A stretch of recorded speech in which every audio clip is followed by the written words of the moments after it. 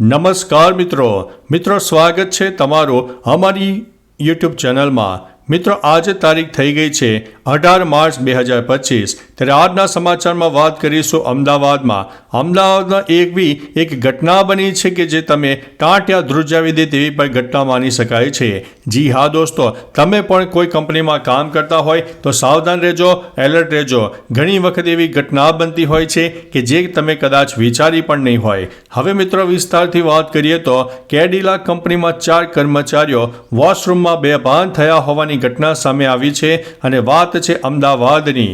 જી હા દોસ્તો, અમદાવાદના ધોળકામાં આવેલી કેડિલા કંપનીમાં 3 થી વધુ મહિલા કર્મચારીઓ બેભાન થઈને ઢળી પડી હતી।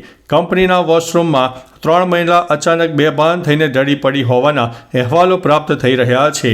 આ સિવાય એક પુરુષ કર્મચારી પણ બેભાન થઈ ગયો હતો, જેમાં વર્ષાબેન રાજપૂત નામની મહિલાનું તો મૃત્યુ થયું છે, જ્યારે અન્ય 3 જેટલા કર્મચારીઓ સારવાર હેઠળ હોસ્પિટલમાં ખસેડવામાં આવ્યા છે।